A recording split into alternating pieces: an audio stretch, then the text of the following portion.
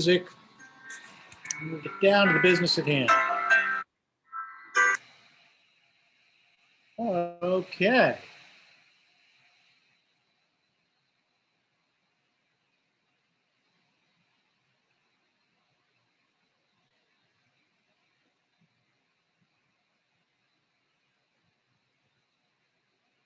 Hang on. Let's get the chat up.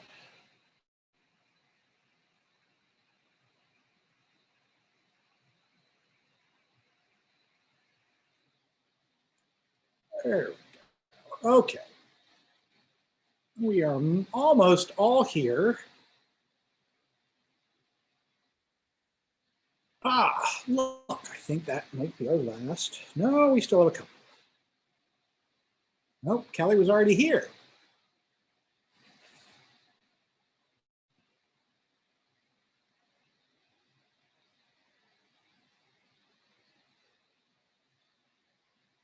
Okay, silly thing I didn't put on here. We do have a warm-up. There is a warm-up in the module. What we are going to be doing today is we are going to finish our agricultural technology and conservation presentation. Hopefully look at a couple examples of finished Black History projects.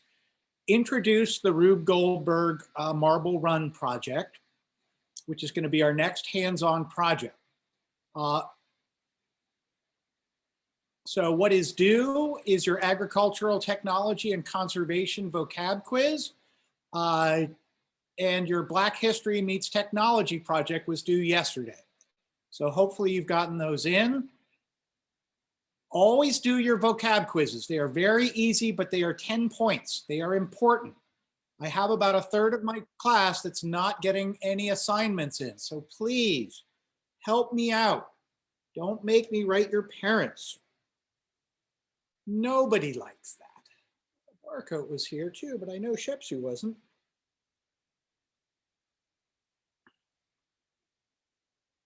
Okay. So what our homework is going to be is to start thinking about your Rube Goldberg Marble Run design. You will be assessing the tension between agricultural technology and conservation. We will be applying the 12-step engineering process, design process, to our Rube Goldberg Marble Run project. So we're going to try and look at the longer process than the one we used last time. All right. So just one interesting thing, we are going to be observed next class by Ms. Wilkerson. She will be here, so don't worry about her. She will just be here checking out what we're doing.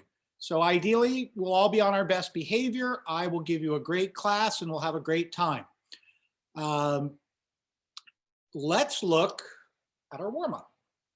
And again, I apologize for this morning. My computer literally froze solid about 3 minutes before class, so I had to shut it down and reboot.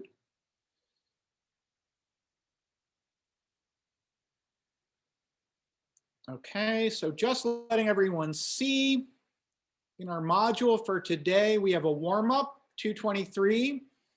Then we're going to do our presentation. Then we're going to go into Rube Goldberg stuff. All right, we'll look a little at the engineering design process. It's going to be a fun day. All right, so let's look at our warm-up. I made it so that I can look at it. It's a question you've heard before. All right, so question one. Oh, and I still have misspellings, and I fixed this thing. Why are agricultural technology and conservation in tension? Why do they fight each other? Is it A, because agricultural technology promotes nature and conservation seeks to exploit it? B, because conservation is about preserving nature and natural systems, and agricultural technology is about exploiting nature and natural systems? Or C, because farmers and environmentalists don't like each other? Anyone have an idea on this one? You can put it in the chat or sing out. Or I can use my fabulous spinner, but my fabulous spinner seems to be dead. Oops. Okay, team. Come on, we've been over this question before. Why are agricultural technology and conservation intention. Barcode says, conservation is about preserving nature and natural systems, and agricultural technology is about exploiting. Isaac agrees with B. That is correct. Great job, Barcode. Okay. Conservation is about protecting nature and natural systems. Agricultural technology is about exploiting them. Ideally, they are both being done in a responsible way and manner. The reason that there is tension, the reason that they fight each other, is just that at its extreme, conservationists want all the world to be back, in the 1600s. All our environmental systems pristine, natural, clean, unpolluted, etc. At its worst, agricultural technology would subjugate the earth to create enough crops and produce to feed everyone. Okay, let's look at 2. What are the first and last steps of the engineering design process, no matter what the length? If it's a 4-step loop, if it's a 6-step loop, if it's a 12-step loop. There is a specific thing that you start with and a specific way that you end. Okay? I got it. So define or identify the problem you need to solve and present the results. Perfect. All right. I hate to say I couldn't see who was speaking because I have my little chart buried. Oh, it's in the home right here. Okay. So my questions were, is it find a solution and build a prototype, find a problem and refine your product and quality control, define or identify the problem you need to solve, present your results, or brainstorm and deliver product and results? So he was right. It is C. The first thing you do is define your problem. Identify that problem and figure out exactly what it is. You need to know that in order to solve that problem, okay? The final step in the loop, once you have done everything, it has been through quality control and is perfect, is you need to communicate your results. You are either delivering the product that you were assigned to build, or you are delivering a system or something. Say I was creating, a new Canvas system for MCPS. That could be my deliverable. It could also be something physical. It could be like Tesla. It's an electronic car or something. But the first step is identifying the problem, define or identify the problem. The last step is communicate your results. Deliver the results to the person whose project this is. Okay? Does that all make sense? All right.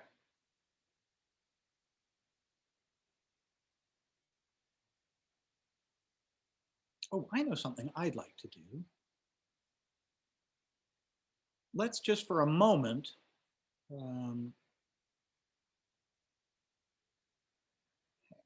am going to stop sharing for a heartbeat since I'm going into a forbidden zone.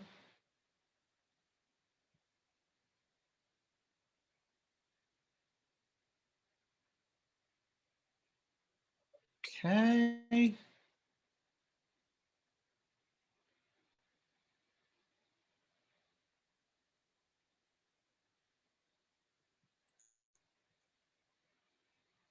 All right. There's one. Hang on.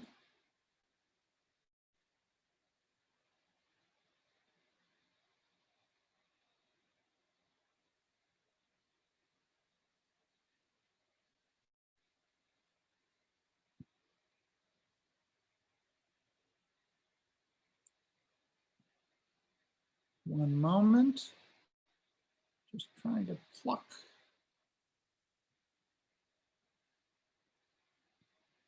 Oh, look. We've got a fresh one.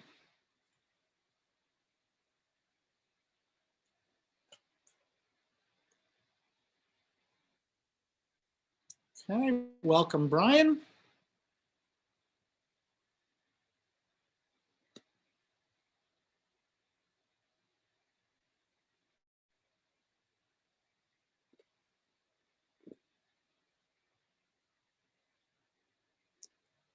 All right. I just wanted to show two of the projects that we did that I just received. Okay. So I just wanted everyone to see some of this cool work. So there is Katherine Jackson. Ooh, and you know what that is? That is a picture of deep space. These are universes, these little strips. These are all universes. Wow. Great idea for a backplate. Okay, Serena, period 7, Mr. Swift, that's all correct. Who was Katherine Johnson? Katherine Johnson was born on August of 1926. Oh, August 26, 1918, and died February 24th, 2020. Wow, she just passed away. Was a mathematician for the National Aeronautical and Space Administration. When she first started at NASA, she, along with many other African-American women, were hired as calculators. Literally, their job was to calculate computations for the scientists to use. She relentlessly tried to get a normal job at NASA, but no luck. 1 year later, her application was accepted and she started working full-time. So these are her accomplishments. Oh, what she knew, I hate to say it's not in here. It wasn't Euclidean geometry. It is a different kind of geometry that could be applied to space exploration. One of the many accomplishments she made was how she relentlessly asked questions and pursued her limits. This led to her to sit in during big meetings, which were previously male only. In doing so, she opened doors for a lot of women in other situations. Here are bridges she crossed. Wow, she even has patents. I didn't know that she was an inventor too. She was amazing. I really love that movie. Okay, that's a great project. All right, let's just quickly, let me see if I can close this one and share on this one. Okay, I'm sorry I'm being a little quick. I just read a bunch to do. Annie Easley by Natanya Mahari, very good. So this doesn't have the class info, so that's missing a little on the opening slide. Who is Annie J. Easley? Annie Easley was a computer scientist, mathematician, and rocket scientist. She worked for the Lewis Research Center of the National Aeronautics Space Administration, the National Advisory Committee for Aeronautics. At NASA, she was one of the first African-American women to work as a computer scientist, and she was a leading member of the team that developed software for the Centaur rocket stage. So here's her birth, in April of 1933, died in June of 2011. Look, she was what, 30 years younger than Miss Johnson. I think it's the Centaur rocket stage. That's right. High energy rocket that used liquid hydrogen and liquid oxygen to boost rockets into space. Very volatile. She also co-authored numerous papers on nuclear engines in rockets and worked with solar, wind, and other energy projects. Look at these great images. Easley faced a lot of racial discrimination at her workplace. Her and her co-workers would often be photographed for NASA promotional photographs, but she would always end up being cut out of them, which was humiliating. She was also denied financial aid without any reason, but NASA gave other employees the aid to help pay for additional college courses.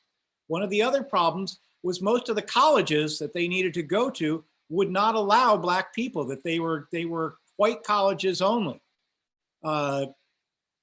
Okay, so Easley was raised by a single mother. Look, and here are citations. Okay, that's just another great little project. All right, I just wanted to at least give a nod to the great work that everyone has done. All right.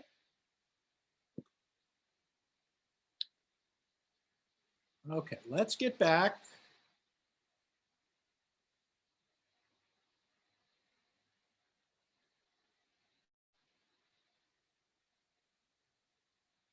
No, that is not what I want to be.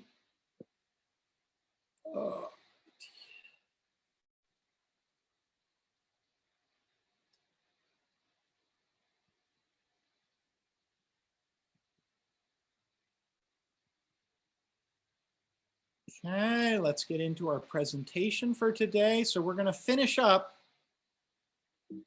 our fabulous agricultural technology and conservation.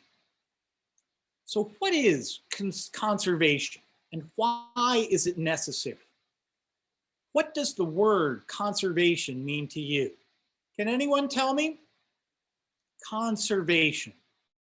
What does it mean when you conserve something? There's one word that pops out in my mind. Anybody have an idea? Of course, my phone is dead, dead, dead, so I can't call on it. How about keep or retain? What's that? Retain or keep? Rethink? No, retain. Oh, retain. Yeah. Correct. Okay, so retain, my thought was protect. That you want to, conservation is about maintaining the status quo of the planet Earth, of trying to preserve natural systems in a way that they can still function as natural systems. Natural systems do a lot for us. They clean our water. They provide rain. They create habitat for babies, all kinds of stuff. Have you ever thought about ways in which human activities affect the countryside and wildlife? The following slides point out just a few of the problems. So here is how humans can have negative impacts on an environment. Use of chemicals on the land. I think I explained a while ago the idea that in the 1930s, there was a big question. This was after the Dust Bowl. Are we going to try and improve our soils in America, or are we going to give up and deplete our soils and utilize chemical fertilizers to keep things going? I hate to say we opted for chemical fertilizers. So the use of chemicals on land is beneficial to crops, but if we apply too many chemicals, they run off and they can adversely affect other animals. So this is things like, DDT. We used DDT to try and eliminate mosquitoes in the 50s because of malaria. The problem was DDT affected a lot of birds and it made bird eggshells very thin. And so all our raptors were dying off like bald eagles. The effects of falling trees and uprooting bushes. This is eco-vandalism that was done in the Tasmanian forest.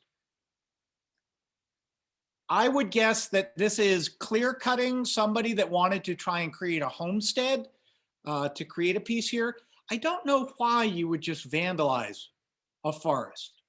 Usually something like this is done to plant crops, to build a house, to feed your cows, something like that. Okay, killing animals and plants, e.g. plant collection, overfishing, overhunting, egg collecting, insect collecting. These things can all be done at sustainable levels. I'm sorry, I'm shifting over to the left to get out of this very bright spot. If you over collect, if you overfish, you will diminish the stock so greatly that it can't recover, that there's not enough birth rate to make up for the animals or insects that you are taking out of the population. That is an impact. Accidental killing of plants and animals, e.g. careless fire lighters, campers, flower pickers, litter spreading. Think about those Australian wildfires last year. They're saying over 1 billion animals died. Over 1 billion animals died in those fires. It is so costly in terms of our ecosystems. A lot of ecosystems are geared towards fire for renewal, that they burn and then they come back, like ideally the forests in California, et cetera. This is a problem when management styles don't incorporate that. If you just don't allow forest fires, all the brush grows up into the canopy and then the whole thing burns. If they have limited fires, the fires sweep through the forest floor, but they do not get up into the canopy. and they knock down all that tinder that is on the floor of the forest, all right? So this is an example of California brush fire burning extremely close to homes. I lived in LA for 10 years. I've seen this. It's very scary. Okay, disposing of byproducts of industry causing air and water pollution, dangerous chemicals in our water, industrial waste, dangerous chemicals in our air, things like that. Iron and steel, metallurgical plant. Smelting metal creates a lot of heavy metals and very dangerous pollution. Working with lead, things like that, very difficult. Okay, so now we're getting out of what are the impacts. How can we mitigate some of those impacts? We do that by using renewable materials. Typically for this course, renewables are living things, trees, crops, animals. So trees can be replanted, crops can be grown from seed, animals can multiply. These are renewable items. We can make more of them. Using non-renewable resources like minerals, coal, and oil is depleting the resources of the earth. There is only a set amount of certain things like minerals. There's only so much gold, silver, platinum, aluminum, iron in the earth, right? When the earth was formed, that's all you're going to get. Things like coal and oil are not renewable because it takes 1,000,000 years to create that product, but they are being created as we speak. Minerals are not being created. They came with everything that came from space when planet Earth was formed. Coal and oil are made from the decay of old plant matter, okay? So those are still developing, but the time scale is so long, we consider them non-renewable, okay?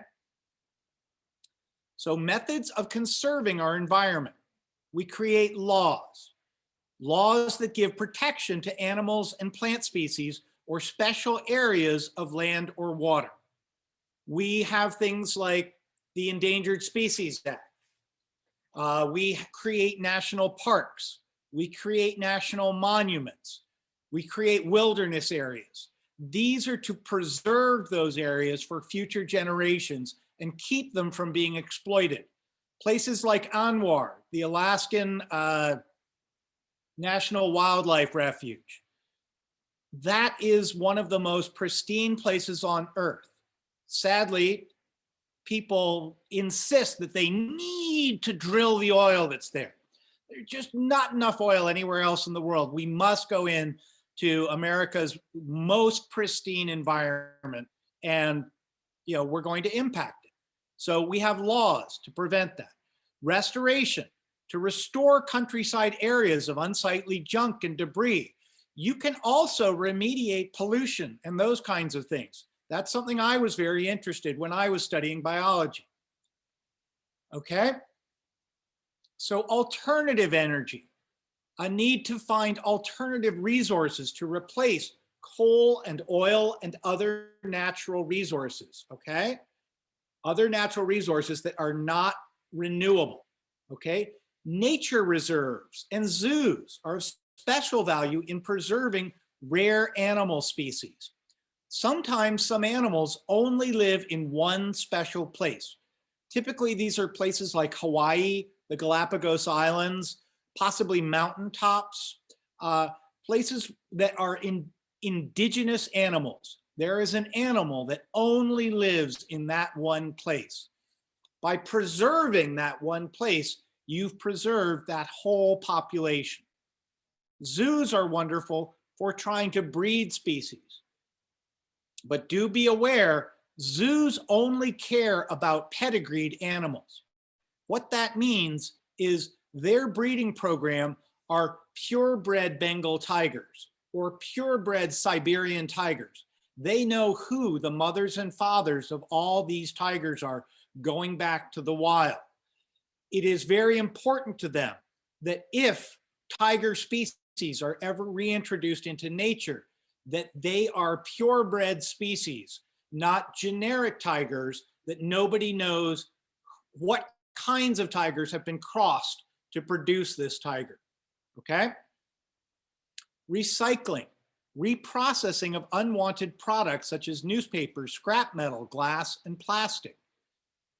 Recycling is great, but the problem is sometimes it costs more to recycle than it does to create new content, like newspapers.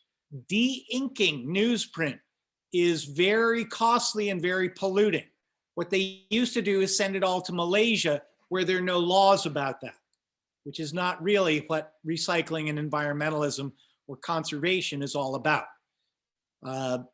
Education, making more people aware of the need to protect and preserve the environment through school environmental programs, youth organizations, and the media. The idea of teaching people to be more aware of their environment. Those are just a few points to get you thinking about conservation and the part you can play in preserving and protecting some of the truly marvelous things that we still have left in the world today, but which we may lose tomorrow unless more people take an interest in them. This is something I explained in my last class.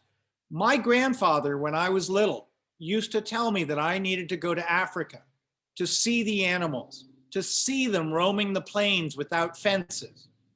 He felt that that was going to go away, that either the animals were going to be killed off or that their habitat was going to be fenced in. He felt that this was a resource that we had that I needed to enjoy before it disappeared. If you don't conserve the things that are precious to you, don't be surprised when they disappear. Technology and human life cannot be separated, right? We basically are technology because technology is anything that we make. We use technology, depend on technology, and feel we must, I know my sons, must have technology. It lets us travel easily, communicate quickly, and live in comfort. Technology has also caused us concern. Poor application of technology pollutes the air, the water, the land around us. It can threaten our very lives. But is any technology only good or only bad? Can somebody answer this one for me in the yep. No, because technology is bad to some extent, in some way or another. Perfect. So that is totally correct. Technology is never all good or all bad. There is always, like yin and yang, there is always going to be a mix of bad with the good and good with the bad. That it's never all one or all another. So always try and look and see, oh, this is really great, but what are the drawbacks? The challenge facing all people is to determine the type of future we want. What's it going to look like? Is our Earth going to be the same for my children as your children? Then we must develop the technology that will promote that future. Likewise, we will have to change our personal habits and preferences, and that's very difficult. I think everyone hopes that technology will come up with a solution to global warming. Don't hold your breath, but we're all doing our best. Some technologies that we now depend on may need to be modified or abandoned. Only then can future generations enjoy a good quality of life. This is probably the idea of how do we combat global warming? Things will have to change. So just to summarize, agricultural technology is also known as agribusiness, right? Think of mere business. Agribusiness is large-scale industrial-style farming. Agribusiness encompasses the sum of all activities that occur in farm production. Agricultural literacy is important to everyone because it is very much a part of our daily lives. The agribusiness industry accounts for nearly 1/5 of US gross national product and employs close to 1/4 of the US labor force. That is huge. I mean, you think about the political clout that the farm lobby has. Whoop, uh-oh, I just got attacked by a peanut. That's no good. I'm trying to get where I'm not being pinged so badly by the sun. Ah, the change of seasons. Okay, agribusiness is widely used simply as a convenient blend of agriculture and business. Agriculture is agricultural technology is people using materials, information, and machines to produce food and natural fibers. Okay? Conservation is a planned action or non-action to preserve or protect living and non-living resources. Unwise use of technology can threaten our quality of life. The natural environment has a direct effect on safety and health of people. The long-term survival of any civilization is based on wisely managing natural resources. Okay, a big part of this is the idea some people feel the earth or our natural resources are just there to be exploited. There is no drawback from using all our natural resources. There are drawbacks. An example of this, the idea that all fresh water that goes to the ocean is wasted water, that fresh water could be better used by people on shore. If you do not have 60% of the water of a river reaching the ocean, you will cause catastrophic failure in the estuary of that river. The estuary of the river is where the river empties out into either a bay or the sea. That brackish water, that place where salt and fresh water meet, is very, very productive, particularly as a nursery.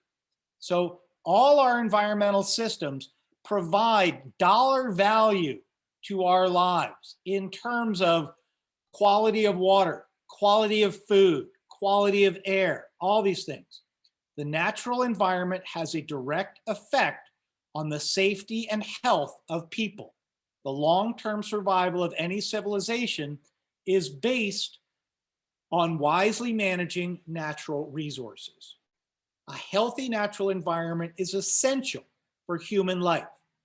Protecting the environment involves studying the relationship between the human population and the use of technology. What we do.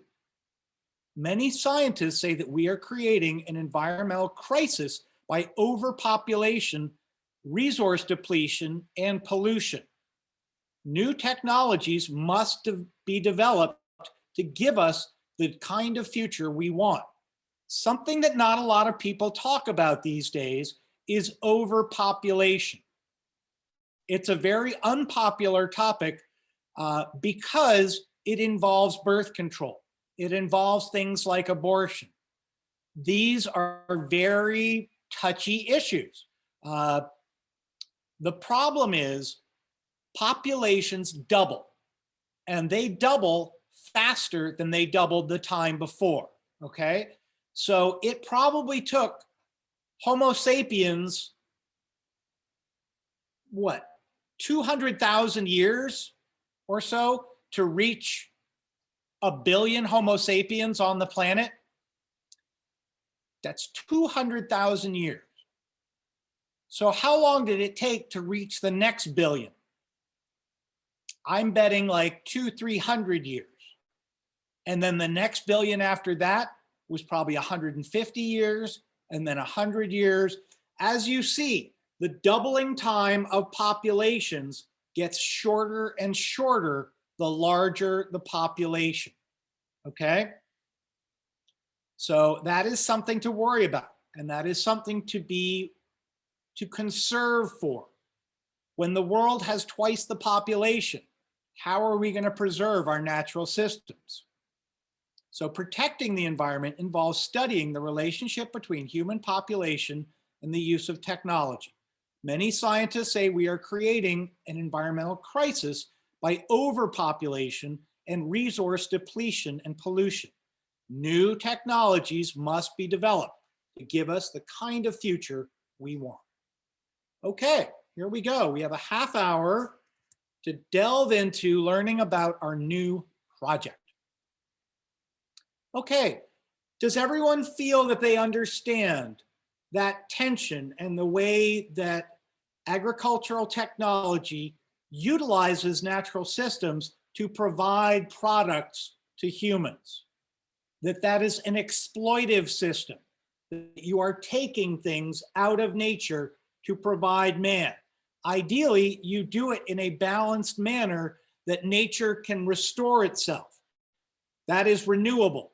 If it is non-renewable, you are just taking until there is none left. All right? Okay. So here is our new project. All right? Build a Rube Goldberg marble roll. What is that? Who is Rube Goldberg? Let me play a little video. I had a better one, but okay. So this is going to explain a little about what these are. One thing to know, sadly, we are all in our homes and you are not going to have the supplies to make a complex Rube Goldberg machine. All I am giving you is one marble. Oh, has everyone been able to get their supplies? No. Okay, let me know if you have not been able to get your supplies. You cannot make your projects if you don't have your supplies.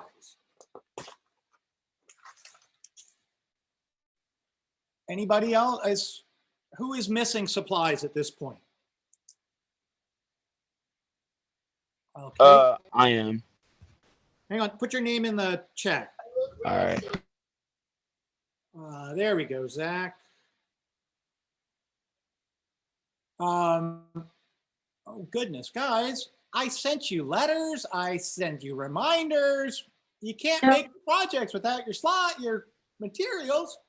But they canceled our pickup last Friday. I know, but yesterday was the makeup day. Oh, okay. Oh, and it was icky too, so don't worry. So again, it's not that they canceled it, they postponed. So we have a lot of people that are missing supplies from this class. I only had 2 in my last one. Okay, so hang on. My exciting question for you, let me get these written down first, is do you have a marble? All we need for this project is a marble. Okay. Mr. Smith, I have a question. Or Swift. Hang on, I got to write down all these names. Okay.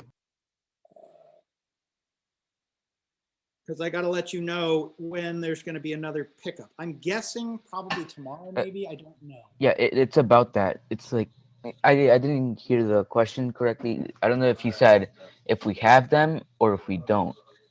If you don't. Oh, I have my materials. Yay! I am not worried if you have them. I am worried if you don't. Particularly because there's a bunch of them for other projects. Oh, look, Marilyn got them today. Good job. Stephen, okay.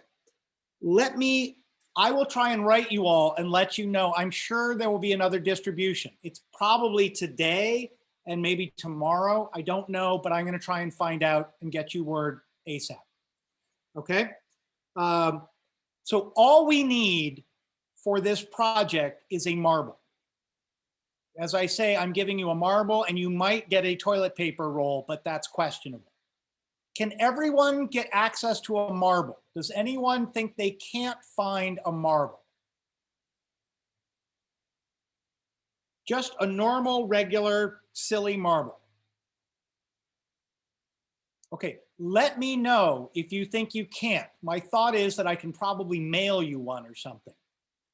Okay, so ideally, and do check your bags. Anyone who has their supplies, make sure that you have your marble in your bag. Oh, there's Kelly. Kelly can't. Kelly needs. Anyone else feel that they need a marble? Okay, I'm going to work on this. All right. in theory, I'm guessing at CVS there should be marbles, but oh, there's Shepsu. Shepsu needs one too. All right.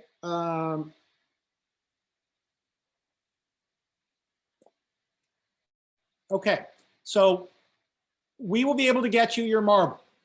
What you need to do is let's work on how this is going to happen. All right. So this is a little explanation of who Rube Goldberg was and why he was special.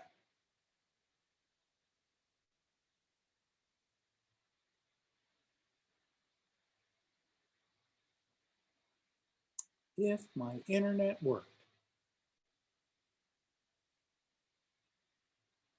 GoGuardian Teacher provides a digital window into student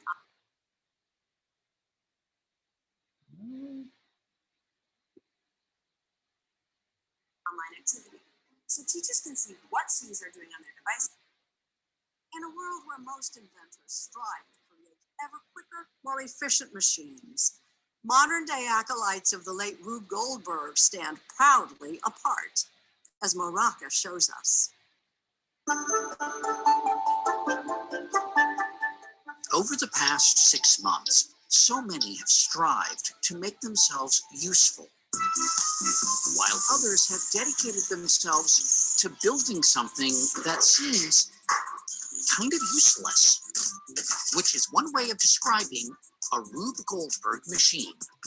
It's an overly complicated machine that does a very simple task, hopefully in a humorous way. Jennifer George is the granddaughter of Rube Goldberg, the Pulitzer Prize-winning cartoonist who drew these imaginary comic contraptions. Now cat B jumps on mouse C, causing lever D to lift lighted candle E, which ignites fuse F and sets off bomb G, opening door H very gently.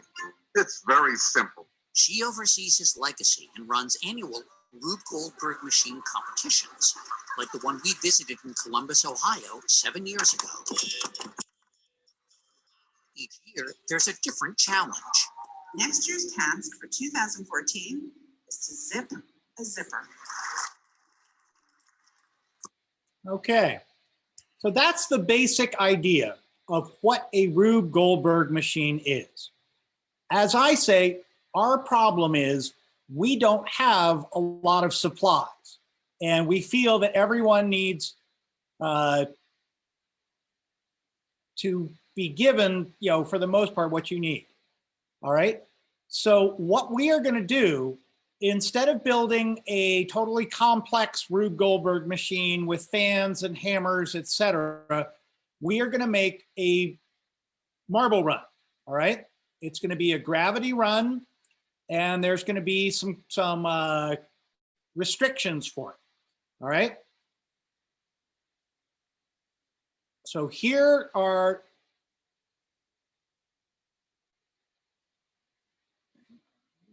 here is our project. All right. This is what we're going to be doing. I'm just going to quickly go through this because we're going to go through this all again tomorrow. All right. So what is a Rube Goldberg machine? We'll watch this one tomorrow. The challenge is to design and construct a Rube Goldberg marble run. Use engineering design loop to help with build 2 categories of run. There is 6 feet and under, that's the total length of your run, or unlimited. The winner is the marble run with the slowest marble roll. Okay, so that's the crazy thing about this competition. It's not going to be the fastest roll. It's going to be who can make the slowest roll with 6 feet or less track or unlimited track. All right. What you will need to do is you will need to video or photo your materials and a little of your construction technique. You will need to video a full run of your marble, and we will process the results. Measure the length, highest and lowest, and measure the length of your run and the highest and lowest angle in the run. All right. Our criteria, what you are provided is 1 marble, 1 toilet paper tube, if lucky. The task, create the slowest marble run in either class. with 2 diversions and 2 2-inch drops and lands in a cup. Okay, so your run will have 2 places that the marble diverts from a straight run down the fall line. It will also have 2 at least 2-inch drops. They can be more than 2 inches, they just can't be less. All right, and your marble needs to land in a cup. You will video or take photos of your supplies and your build process. You will video a full run of your marble and use the playback counter to give me the time of your run. I figure that will be easiest. You need to video the whole run. You cannot have any cuts in your marble run. You just need to stay with it all the way to the end. Even if you lose sight of the marble, don't worry. That is so that we can look at where the counter is when you drop the marble and where the counter is when it hits the cup. And that will give you your total time, all right? It'll also show us that we've seen the complete run, that there isn't any cut in the middle where you put the marble further up on the run. If your video has cuts in it, it will still be counted, but it won't count towards the final prize because we can't tell what happened in that cut. Your marble run must be an original design that comes from your innovative mind. You will use the engineering design process as a guide for the project's creation. You can choose to make a 6-foot or less run or an unlimited. That is up to you. All right, so those are our criteria. Here are our constraints. You have 1 marble and whatever you can find in your home to help you. There are 2 classes of run, 6 feet or less and unlimited. You are required to have 2 diversions and 2 2-inch drops. No section longer than 1 foot. 1 toilet paper roll at end. Marble is caught in a cup. Marble must roll continuously to the cup. Time is from marble drop to cup. You drop your marble and gravity does the rest. There are no motors or power assists in your run, okay? Your machine must be appropriate for school, nothing too crazy in it. You can use anything in your house to help you make your marble run, all right? So here's some steps for success. What works? You think I'd be able to spell household items. Marble movement, to move your marble. Rolled up newspapers, track of any kind, edge of shelves, gutters, cardboard, cereal boxes, aluminum foil, envelopes, ramps. Those all help marble movement. Think there must be like, a dark closet of all your play stuff. There's probably piles of things in there. Tubes, toilet paper, paper towel, wrapping paper tubes, postal tubes. All you really need to do is just roll a piece of paper up and put a rubber band or a little tape on it, and bang, you got a tube. All right, that's good for rolling marbles. Okay, so to catch the marble, a paper cup, a plastic cup, lightweight, you may want to cut a hole in the bottom. The idea that sometimes they use cups to catch the marble from a drop and then have a hole in the bottom of the cup, which drops it onto the next level. Soda cans, 1 or 2 liter plastic bottles, 16 ounce, 12 ounce plastic bottles. Tape, ideally blue painter's tape for walls. It doesn't take the paint off. Any other tape that works. That is the one thing I am not giving you is tape. So remember, masking tape and that blue painter's tape is the best if you're going to be taping your stuff up to a wall. I don't want you taking paint off the walls. Your mother won't like me. All right? The final rules. Your marble run must have a name, like Turtle Run. Think of a good name. Your marble run is designed for a competition based on the slowest roll possible. The final run must contain at least 2 diversions and 2 2-inch drops where the marble drops to the next track level or level by at least 2 inches. Your marble must be propelled only by gravity and continuously move until the end. You will video or photo your supplies and construction process. You will develop your run and then use the playback timer to time it. Or you will video your run, sorry. You will measure the lowest angle on your raceway and the highest angle. I have a couple other measurements in there. Okay? That is about it. All right? I want to show you what these things look like. Okay?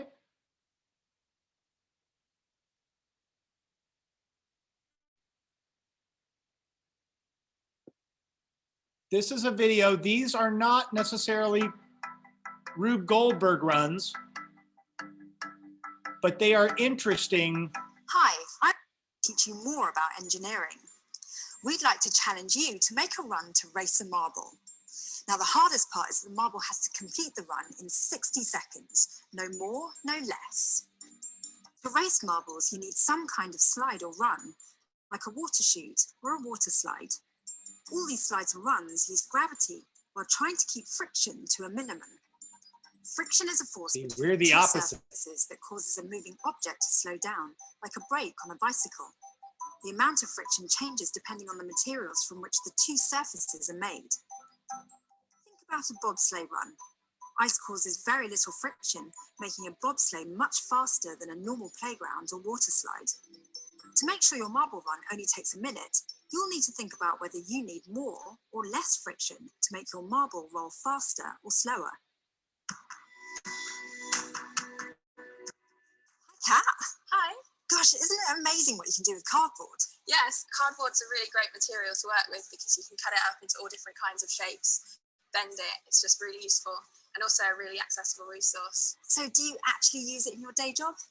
Yeah, so we often use cardboard in the early design process to show our designs because you can show them in 3D. And I guess you can go through a lot of trial and error, and it's not really that expensive, so you can make mistakes. Yeah, that's right. So should we test it out? Yes, so the marble starts at the top of the run with lots of potential energy due to its height.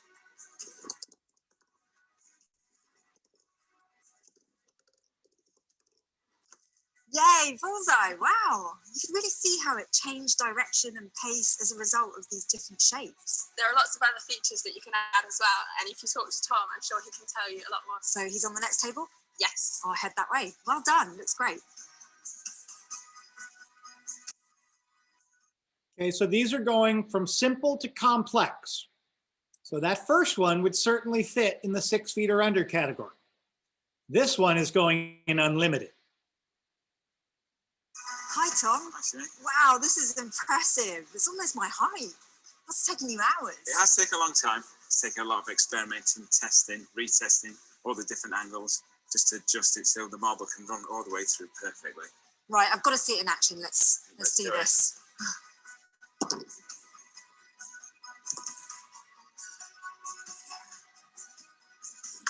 Made it uphill.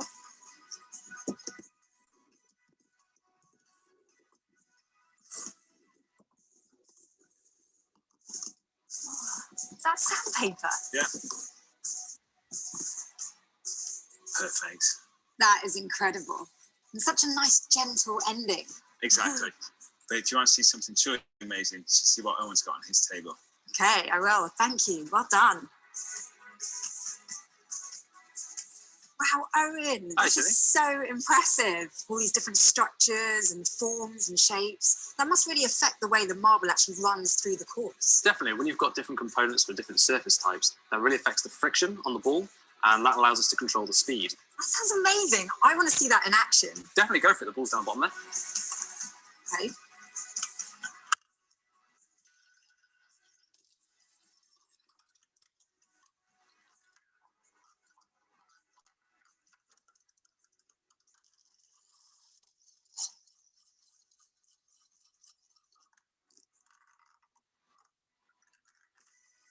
Wow, that was incredible. And it proves that you don't actually need distance to make the time. You can just stall it. I saw it just swirling and swirling and swirling for ages. Exactly, using centrifugal force there to keep it going. Basically, gravity wants the marble to go down, and we're just trying to make it as long as possible for it to do it. Fantastic job, love it. Now it's your turn to take the challenge.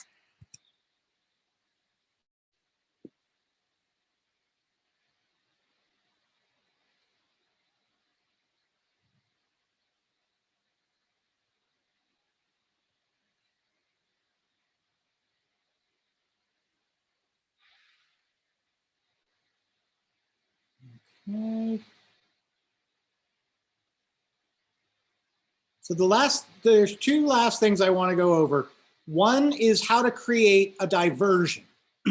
When we talk about drops and diversions, I think you saw in that last video what they look like, but this is school right around the corner. I think Grammarly is a must-have for all students out there. Grammarly is a digital writing assistant that caters. So this is an example of a diversion.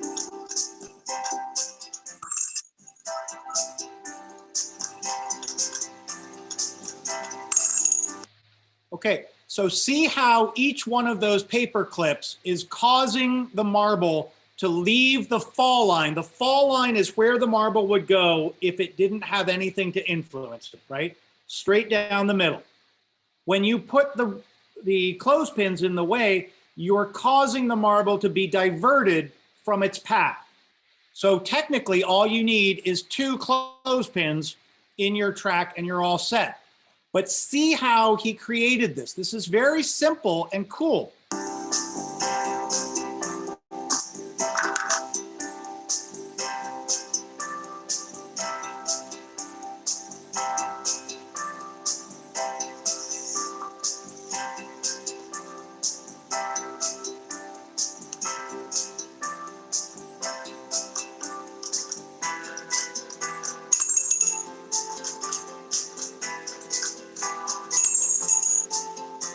Okay, I don't think we need to see the little boy do it. We know that he enjoys it.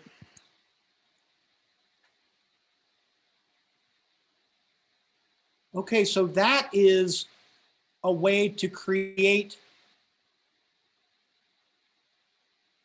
No worries, Desi. So that is a way to create your diversions. So we've seen what a drop looks like, and you've seen what a diversion looks like.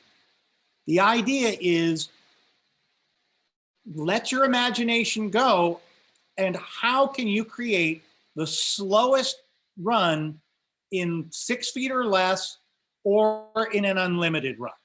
And you saw how well those diversions really slowed down that marble. That's a great device, okay? To finish up with, I'm just gonna review our engineering design process, all right? So the first thing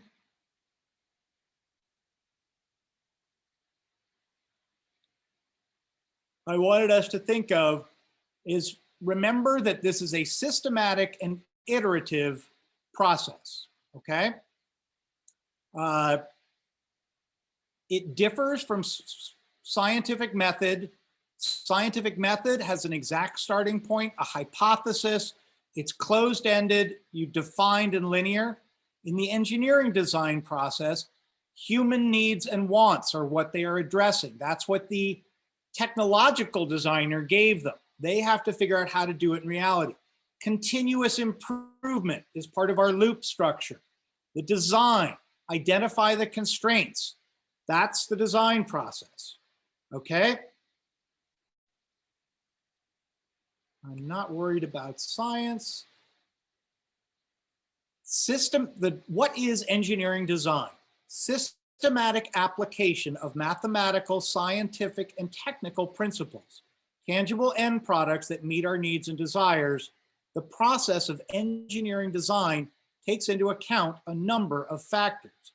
Systematic, iterative problem-solving strategy with criteria and constraints, we've got those, used to develop many possible solutions to a problem to satisfy a human need or want.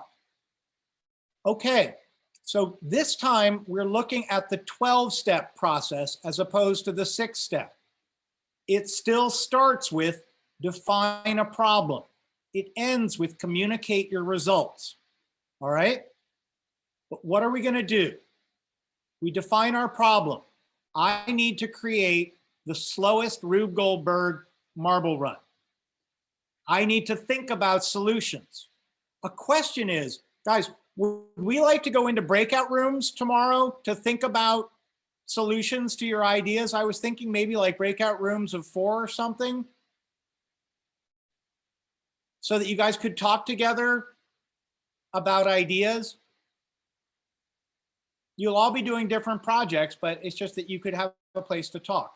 So you're generating ideas, you're researching your ideas a little, you understand your criteria and constraints, and you consider alternative solutions.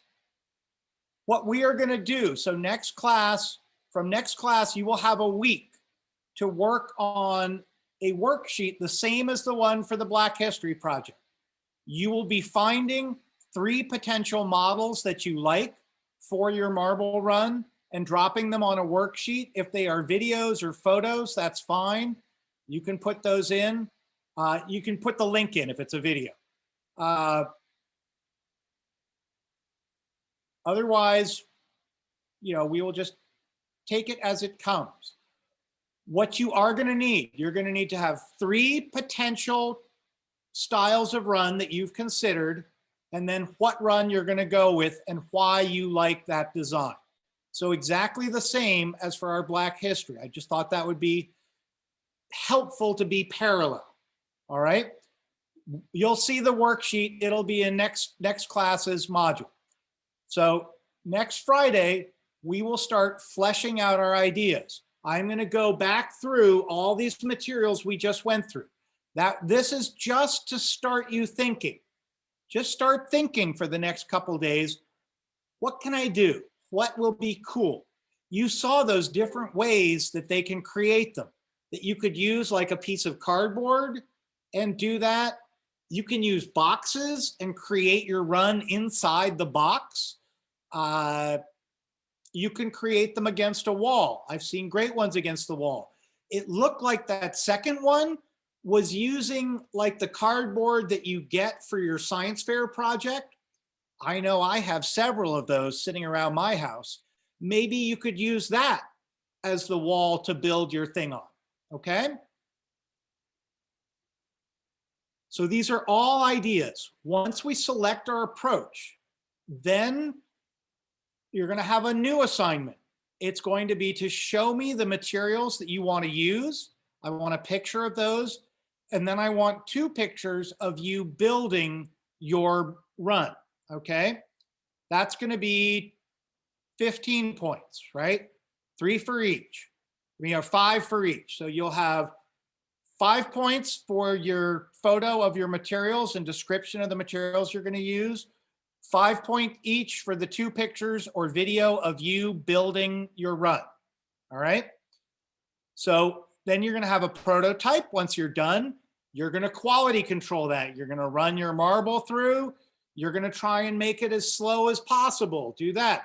You're going to refine and create. Finally, step 12. Well, for us, you're going to videotape your run and then present that to the class. So that will be communicating your results. Oh God, we're late. I am so sorry. It is 1:39. We were supposed to end at 1:30. I was thinking we were in last period. This is my fault. I am so sorry.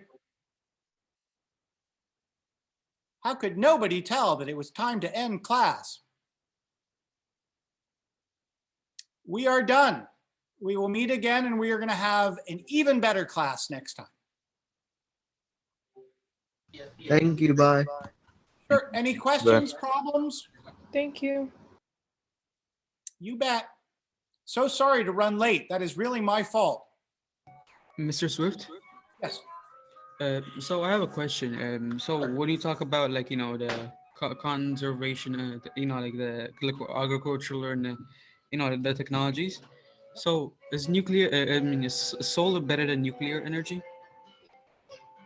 Solar, yes. Why you can't ask a question like that and then not qualify it. What do you mean? Is there more power in nuclear energy than solar energy? Yes. But the safeness.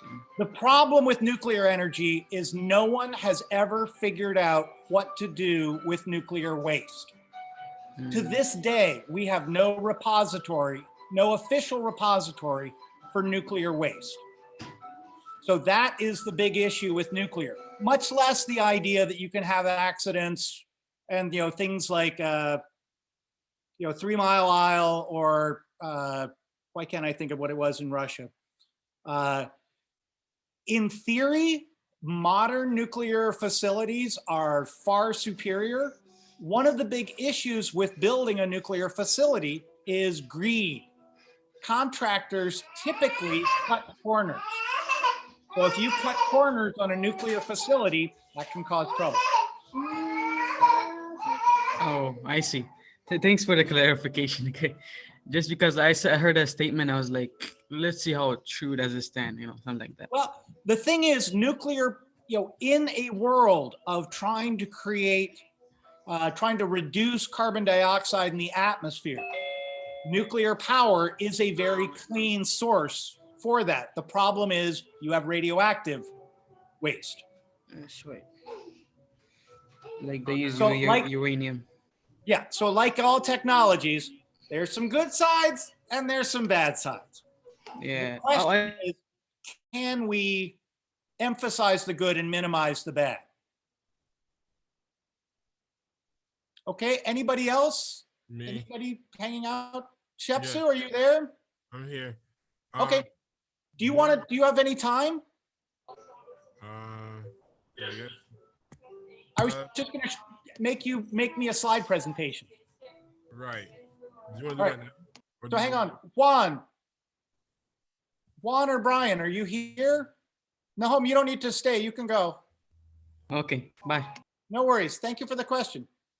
Juan or Brian? Juan? Shepsud, if you have time, I can do this. I was hoping you were going to come in yesterday. Oh, yeah, class yesterday? Oh, man. No, I gave you a link so that you could come in after class and we could do this. Oh, you sent the email, didn't you? I did, but that's all right. Since you hadn't responded, I wasn't sure if you were going to do it. But all I wanted to do was make you create a slide presentation while I'm watching you. Would that help you? That'll help a lot, actually. Okay, so I'm going to share. All right, so I want you to share with me and go to Google and click on slides like I showed you. Okay. All right.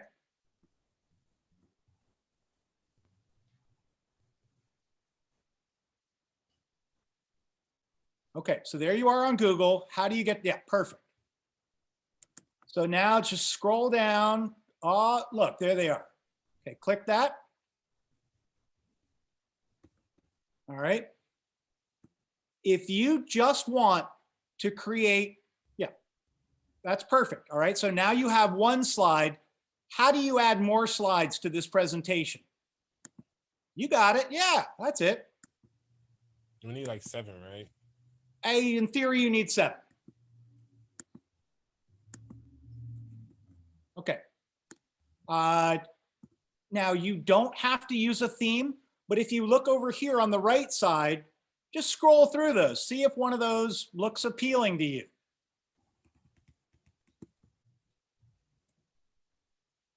That looks a lot better. All right, so you like that one?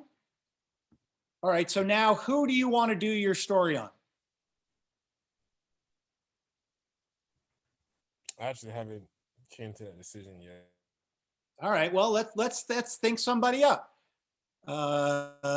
Everybody's done my friend Granville Woods. Hang on. George Washington Carver. Why can't I think? Let's just go with George Washington Carver. Okay, can you hear me? Yeah. Yeah, I don't know what happened, but yeah, we can go with that. No, I'm just saying this is just a mock-up. You can change it to whatever you want. I just want, so G-E-O-R-G, so start with a capital, G-E-O-R-G-E. George is a weird one. If you think too hard about it, you'll never spell it again. So Washington. Washington. Ington. Carver. Don't forget that capital.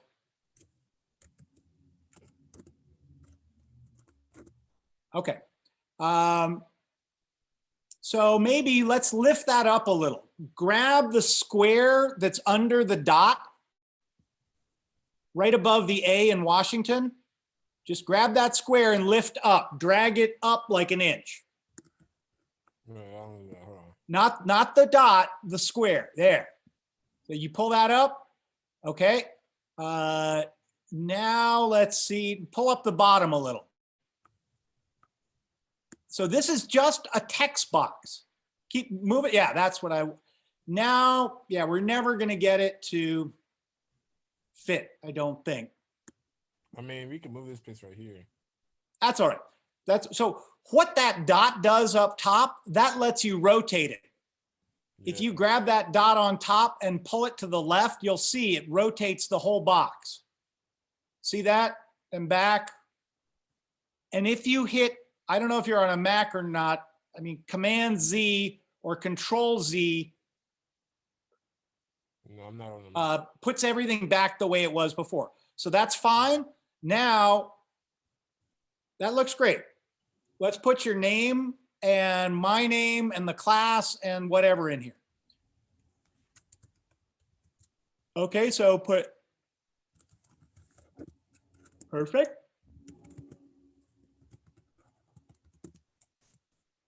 And then go to next. Wow, that is teeny.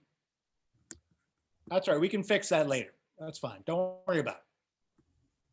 I like to fill everything in and then I modify it later. Okay.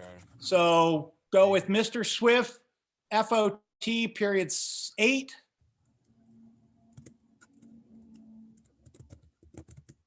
I'm Swift, SWIFT.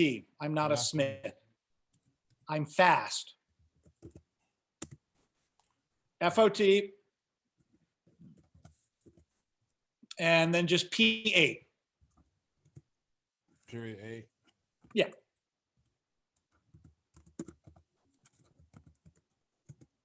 Period 8, and then the date. Yeah, it's small. So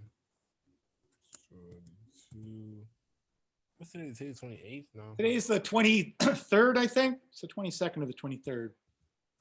No, 28th. Today's the 23rd, yeah.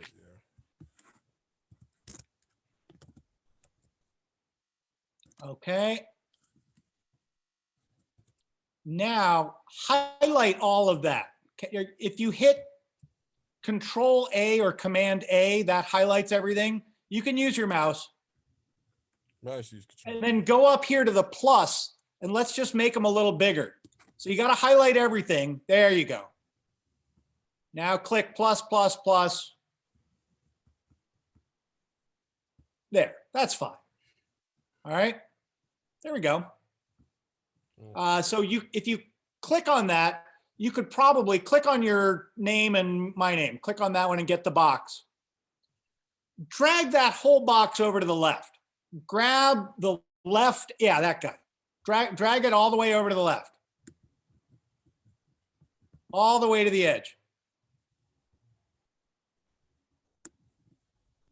There, that's fine. So what that should do, that's just going to put that over there. I think that looks a little better balanced. All right, that's your title page. You're done. All right, so the next page is who are we working on? So let's search George Washington Carver and let's just look at some images.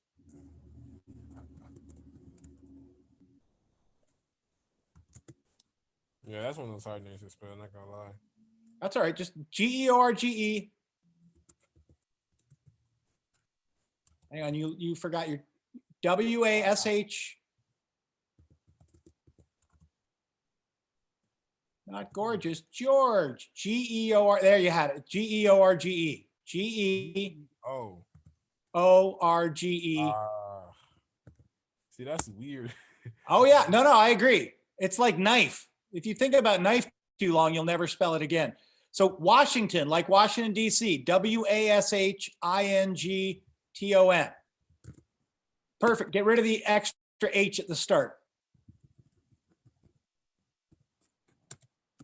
There. And then Carver, Carver. Okay, now hit return. And let's look at images.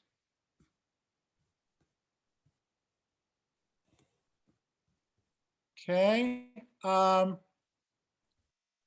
What do you like? You like black and white? You like color? I think this one looks good. Okay. So what I do is I right click on it and then save image as. Because I find that the links don't work that well. Even when you try and copy and paste it. You can try copying and pasting it.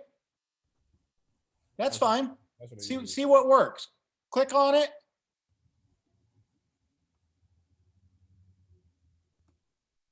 See, typically you need to wrong one.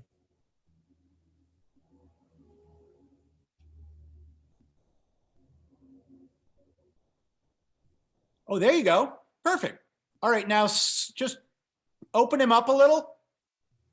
I'd grab that top one or pull the bottom one down and see what happens. Whoop. Oh, here's a trick.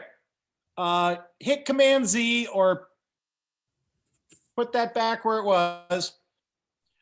If you hold down the Shift key while you adjust that image, it will keep the right proportions.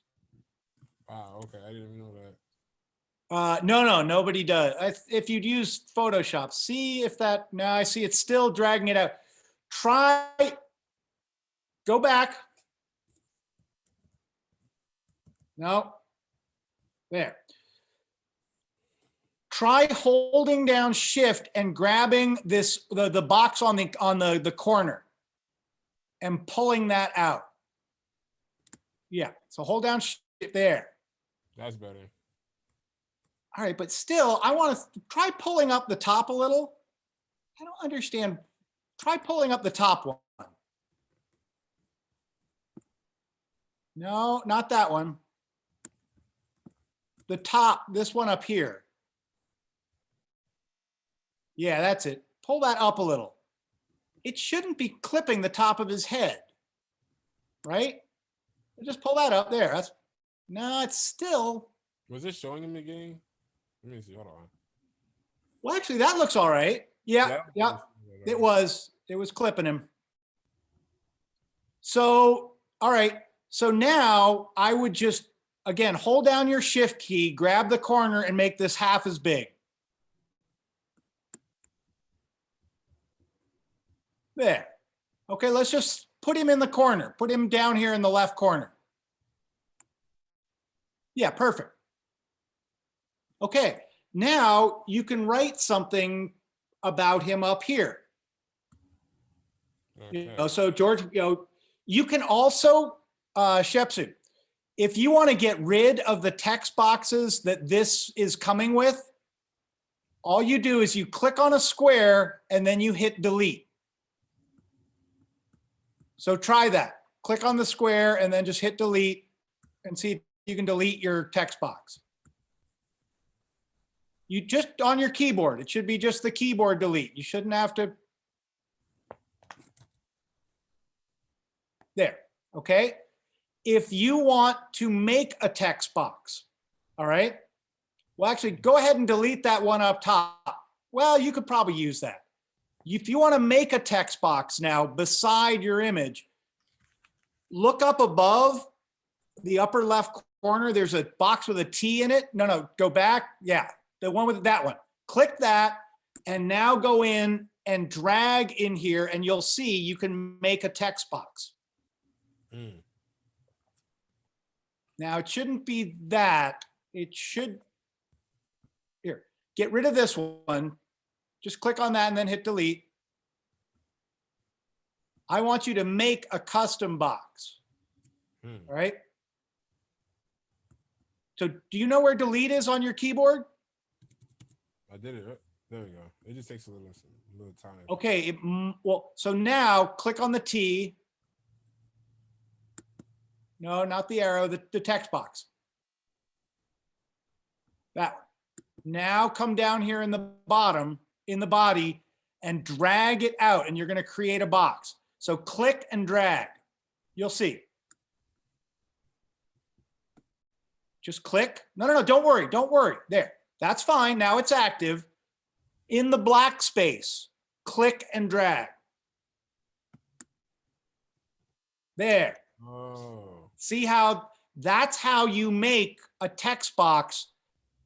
So now if you let go, don't worry, you can let go. Now you can grab it in the middle. I think if you just click in the middle and push up, the whole thing will move. Yeah. So you can place it wherever you want. You can stretch it out. You can, so that now, yeah, pull that down. Why did it keep bouncing back?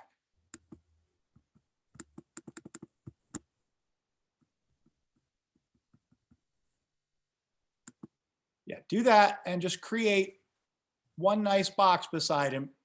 See, now it shouldn't, see, you're not deleting that box. You're just clicking on another space and it's disappearing. You have to hit the delete there. Did that do it? Yeah, it did it. Okay. So now click the T and draw your box. Okay, let go. There you go. Now you can type in that box. So like up top, see, now why does it keep going back to that? Try clicking on that thing to the left. Click do not auto fit. All right, now it's going to leave whatever you're drawing. I've never seen that. It must be an update. Okay, so you've got your text box up top. You can modify that. Here's another one. So at the top, you probably want to say, you know, George Washington Carver was famous for his work with peanuts and sweet potatoes. And then in here, you can write some little anecdote. Does that make sense? You said what after the, what about an anecdote? Well, an anecdote is just a little story, right? You're going to need to do research on whoever you're doing, and you're just going to fill in. Yeah, perfect. You're going to need white text. Yes, you are.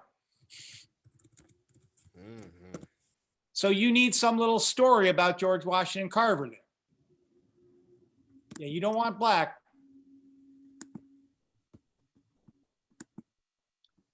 But this is basically how you set up a slide. That you stretch them out, you squidge them around, you create new text blocks.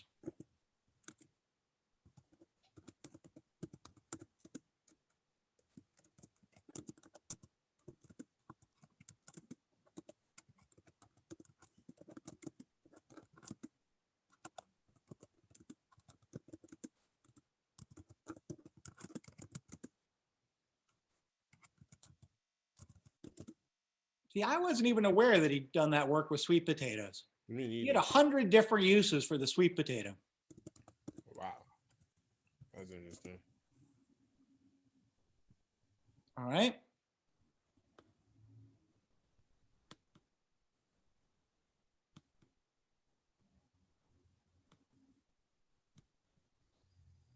God bless the spell check. So you can get rid of that underlining. You don't need that. Just highlight it all, and you're just going to click that U up top. So straight up that U with the underline. Yeah. Oh. So those are your formatting. That's bold, italics, and underline. Oh, okay. All this time I used it, I never knew what those things meant. No, I figured as much. That's why I wanted to give you a guided tour.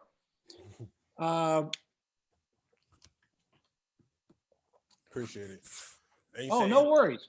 So one other thing I wanted you to do. Can you go into your quiz? I'm desperate to get you to fix your quiz.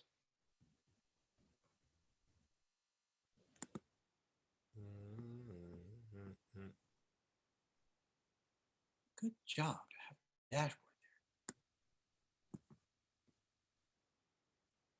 there. There we are.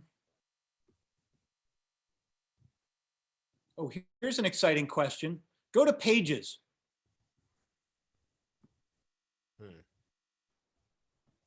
Hit view all pages.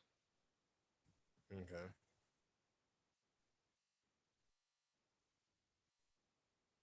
Now that should be. I don't understand. Okay, go back. Homepage T. And scroll down. You don't have my crazy module button, right? Nope. No, I don't understand how I made it and nobody else has it. Oh, well. All right. So go to quizzes.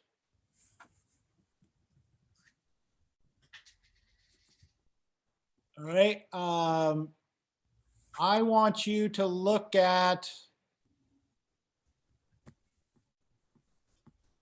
information and communication technology.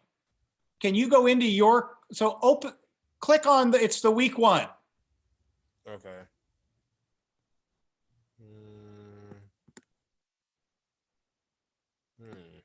Top of the list, the vocabulary week 1 term quiz. So I did. What happened with this one? 'Cause I thought I already did it. I understand, but you didn't do it right. Oh, okay. I wanted you, I'm desperate to get you. So take the quiz again.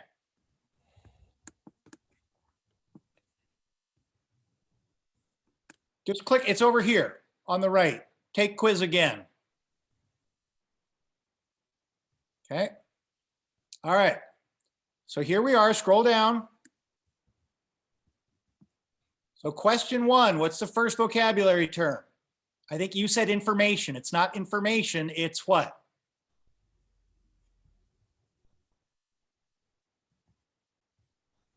Engineering? No, wait, not engineering. Shepsu, just scroll up. The words are in the title, in the parentheses. First word, information technology. Second word, communication technology. Every single one of these is going to be the same. Your words are right here in the parentheses. Okay, you don't need to guess. I don't even see it. I'm giving it all to you. So copy information technology. Oh, okay. I see what you're saying. It's in. I'm just saying copy information technology out of the title up here, week 1, and then drop it in here. Say the word is information technology. I didn't even know that. Okay. Ah, see, I knew there was a reason I was doing this. Information technology, not just technology.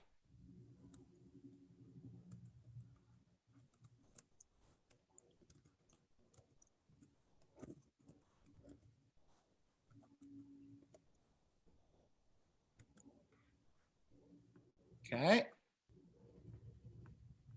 There, beautiful. Okay, now shift down.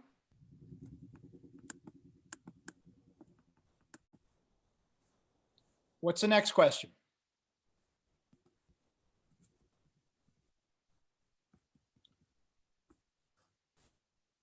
Your term can be defined as. Okay, so this was a tricky definition, so I'm going to give it to you. So information technology is using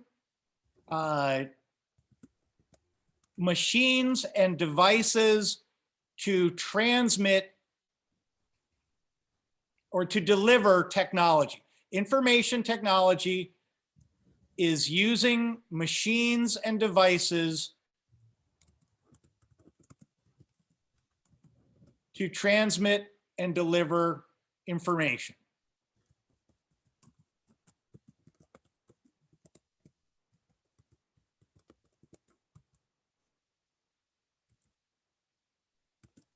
Transmitting what? And deliver information.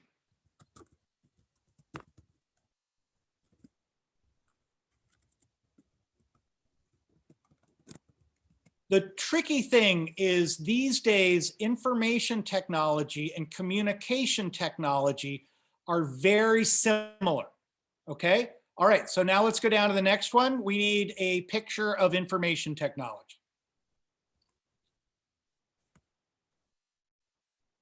I didn't even know what that meant, but okay. Which? This one right here. The information technology is using machines and devices to transmit and deliver information. I didn't even Right. know. So it's not information. That's what a lot of people did what you did. They put down information and communication and said that information is organized data. It's not information, it's information technology. And the moment we get into technology, there has to be some sort of a machine or device that we made to make this work, right? It's not just information, it's information technology. It has to go through some sort of machine or device to transmit or deliver information. So these days, television is both information technology and communication technology. It's delivering information, but it is also sending you a message. The difference between information and communication is the idea that information can stand on its own. It just is information. It is what it is. Communication requires you talking to someone. You are talking to me. You are talking to an audience. You are trying to create an effect with the words you are putting out there. All right. So hang on. So go down to Google. Right. Next one down. It's just the way it sounds. I would have thought it was a compound word or something. Okay. So now we need a picture of information technology. Oh, I guess. So just click on Google. Just type in information technology. That's what I do.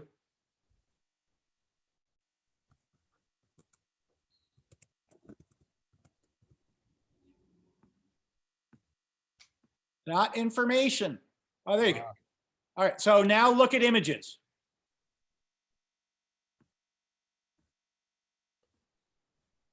Okay, so any one of those, drop it in and you're good to go.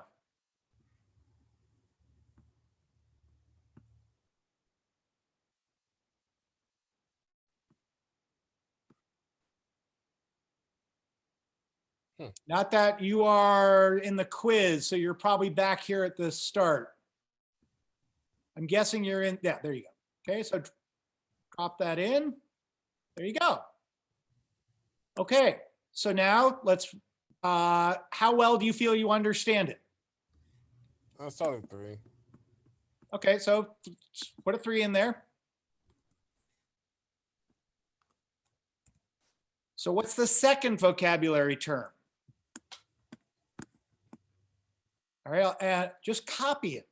So copy it out of the black part, communication technology. Yeah, you can do that too. You're gonna get a link though. Don't worry, that's fine. Copy that, go down and just say the second word is, and drop it in there.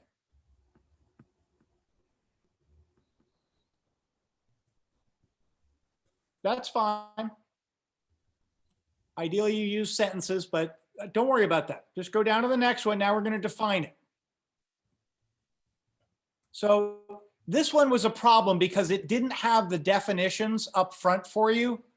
So communication technology is used. It's going to be the same thing. It's basically the use of machines or devices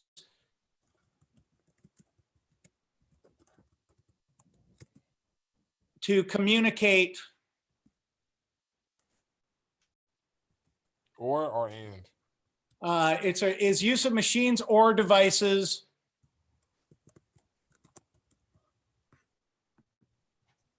to help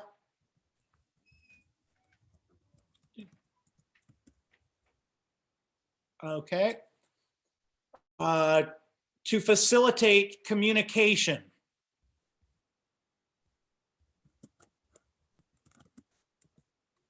What is it? If I look it up, I forget what my good definition is.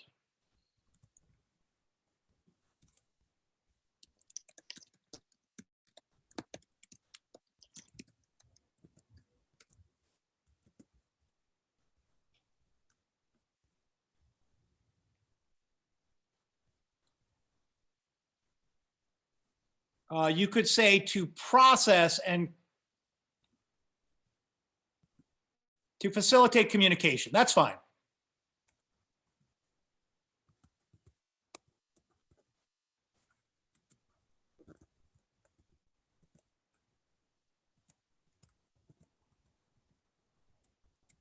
CATION.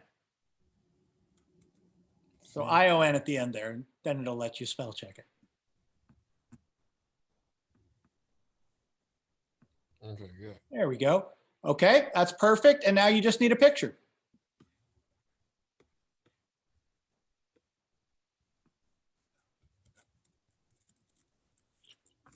I'm betting it's going to be the exact same pictures. Now, it's a weird thing that they basically say communication technology, also known as information technology, refers to all equipment and programs that are used to process and communicate information. So yeah, any of those, we love it.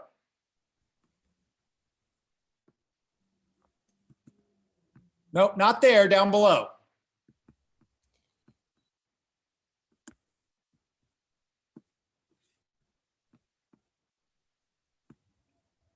Bing, submit. Well, that's it. That's it. Oh no, you need to put your number in, sorry. How do you feel about communication technology?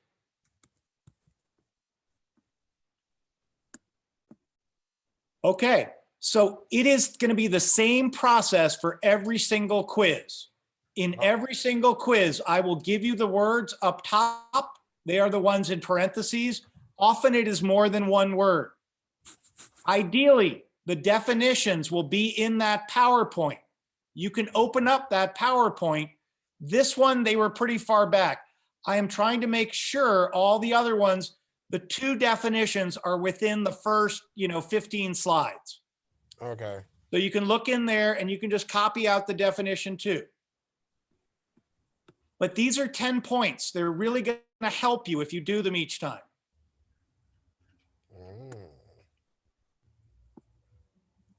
You see, I think that told us, I think it tells us information technology up front, but like communication isn't until ages down the way.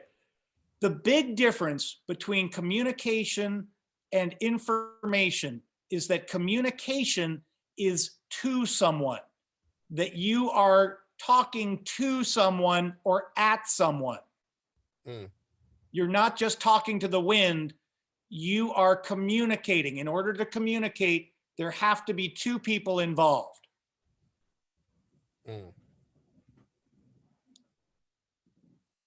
Okay. Okay. So I'll show you in the later ones, but this is great. So I will give you a 10 on this one. You should be in good shape and we'll work on the slides. Okay. Okay. We're going to have you in great shape by the end of this. Yeah, the wrong one. All right, my friend. Thank you so much for taking the time to do this. Thank you for helping me. Like, so much stuff I didn't know just from listening to you. No, I hear you. I could tell from talking. That's why I wanted to have a little time. And I always think it's better if your hands are on the machine, not mine. Right. I think you'll remember it better. Right. All right, my friend. Woohoo! Bye. Thank you so much. You bet. Thank you. My pleasure. Thank you so much. Have a good day. You bet.